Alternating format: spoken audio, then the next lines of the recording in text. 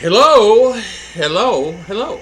This is Tom from Tom and Ruth Filipino Adventures. Today I'm going to talk about pressures, life, existence in life, and kind of pressures that you're going through. We're all going through pressures now in our life. You're retired or not retired, you're working or not working, it doesn't matter. Everybody's going through pressure. Being retired, you can still go through pressure also. You don't realize that, for example, people are going through a lot of pressures in the States and people are going through a lot of pressure here. Sometimes people in the States are getting more pressure in their mind because of job, life, marriage, the Western lifestyle itself, and in that fast-paced environment can be very stressful. Even here in the fast-paced environment. Our reason I'm doing this video is I'm just going to give you a little bit of feeling on what's going on. So even R was telling me there was a classmate felt stressed and everything else. Is no longer with us because he went and took his life.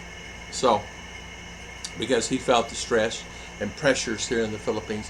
And as you guys know, I did some research on this back a few months ago, and I just looked at it again. 52% of Filipino are stressed and are depressed. 52%. So if you got 5 out of 10 people are, and the reason are is because of stress of money, finding the money, finding a job, stress of just living in general, the calamities, all the things in the world. Where in the States have the same stress, job, life, environment, what's going on in the environment there, the pressures of doing your job, the pressures of your boss, the pressures of your relationship with your wife or girlfriend, the pressures that is put upon them. Sometimes you don't really realize this, and I've said this before. People don't really realize that when you're under stress, you do stupid things. When you're under stress, you think that the grass is green on the other side of the fence. And for me, for my existence, whenever I was in the States, and the reason why I was really stressed was the same reason everybody else is. I was stressed because of my job, my boss, the environment I was in, the girl that I was dating, what was being put upon me as far as a person, just life in general, and trying to find the money. And I was under that stress also. And you get certain age and you say you lose your job. I lost my job. And people don't want to hire you because you get that age now. Now you can get a job. Now I can go there and get a job. I've already had offers. But before, you couldn't get a job. They're going to hire you at 50. They're going to hire you at 52 or 55. People are looking for the younger guy and go get them. And they're not looking for the knowledge. They're just looking for people on the street. And the more people that get on the street, the better off they are. And they say, well, you made this much money, we can't pay you that, and so you're off the list and you're off into another pile. The stress in the USA is really comparable to the same that people have here. And when I did the study on this, and I even asked the girls and the guys at the restaurant yesterday, and they said, yes, we're stressed. We're happy and we portray ourselves to be happy and we want to be happy and we'll help. But yes, we're stressed. When I go home, the guy told me I cry. I said, why do you cry? He says, because I got school, I got college, I got my mother on me, I got my sister on me needs money. I have my son that is son and not married, but a son that he has to pay for and support, and he's making $2, $3 a day. So, and I asked the girl the same thing. So stress is the same no matter where it is, right?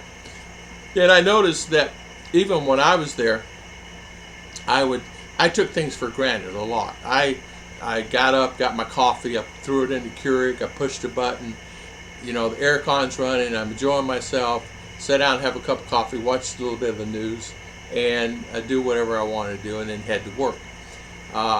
And here, you can do the same thing. Or a lot of guys will get up and they go to town and eat at a local Dunkin' Donuts or something like that, or McDonald's, and meet and have their coffee. A lot of Americans will do that. But at the times here, and even that I noticed, for me in the States, I just took so many things for granted. I took for granted the wide open areas, the fuel that was really easy, you just pull right up and get the fuel. Here, as you know, they pump the fuel for you, and for having a country like that, they do the very best they can do. Sometimes you may have a communication with them. I said, well, fill it up. They don't know what that means. You have to really just be prepared for unexpected things here, because things would just constantly happen. Constantly. It's like it is some areas of the states. There's nails on the road. I hate to tell you how many flats I've had here, and I hate to tell you how many times I've been stuck on the side of the road because I had no flat. So being prepared in the States is different. You just call up AAA, hey, I got a flat, come fix it. He's there in whatever time frame, he fixes it and you're done, you go on your merry way. Well, here they don't have AAA, don't have anything like that. In other words, you're a slave to the environment you're in here. Another thing is like going to the doctor. I mentioned this before, going to the doctor here. Now there's a new clinic in town, thank goodness for that. You can actually go to the doctor in that clinic now. He's copied USA. So that is a big advantage for me. So I know I have that now. But a lot of people don't know it's even there and have that. So Filipino themselves will just not do it. Dentistry is another thing. Not everybody, I mentioned this in the video, can work on your teeth. And they find themselves working on your teeth and you need a root canal. A lot of dentists won't do it because they're scared.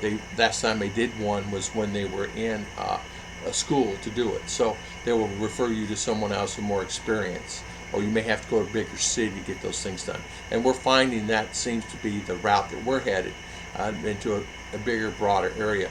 Now there are places here that will do that, will do a root canal. But I went to a dentist recently, and they won't even do it locally here in town. And there's only like 3 or 4 dentists here. A couple of them go to church with us, and he says, I'm just afraid, they'll do a fillings and things like that, but they're always temporary fillings. Fillings fall out here. They only last for a few months, and they just fall out. Before you know it, you're chewing it and swallowing it or something like that. And so that is the norm. And I thought that I was going to get the care that I got in the States for teeth, and it's not always necessarily true that way. And it's sad it's like that, but I understand now it's the country. We're in the country. It's the way it is. Can you get the care somewhere else? I have no idea. I just know that what's happening to me personally, every filling that's been put in my mouth and here in the Philippines is gone. Gone, I mean within 6 months. And they'll tell you straight up, this is only temporary fillings. The thing too that you have to think about here in the Philippines is, and you have to think overall, is the reason why I left is because the stress and the strain and the pressures that I had there, and thinking that I'd come there and I would leave it all behind and I will not have stress here. Well, boy, was I wrong. Yes, you'll have stress here. Stress. Many stresses. Power outages yesterday for 4 hours. Stresses, electricity, and the electricity bill $150. I mean, I paid $58 in the States. I think my highest bill in the U.S. is $75. I'm talking about when I had an apartment and things. In my house, I would get up to $150, $180. But that's a 2-story house with a lanai and all, 2 fireplaces, everything else in the thing. And this, I got 2 air cons here, and this is just eating it up like crazy. So you have to kind of get yourself prepared and be aware of things. Don't always think that you're leaving the States and you're going to leave all the stress behind.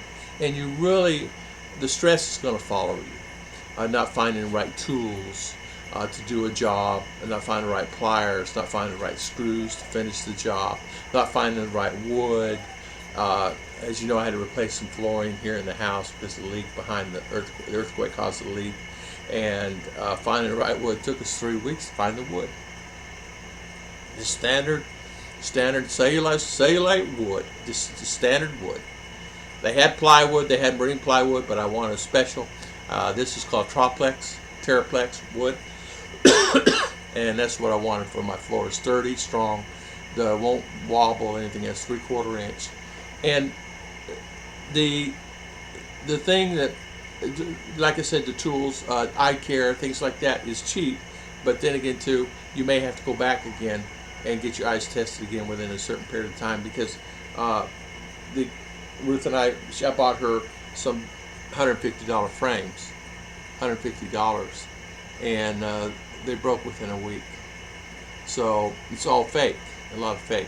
We ordered items and we got chargers, brand new fancy dancy charger, and and fancy chargers like these fancy ones here. Really beautiful, right?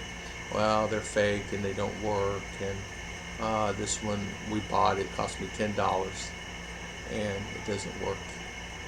So it's a constant battle. I bought a brand new TV, 40-inch TV, put it up on the wall, and it doesn't work.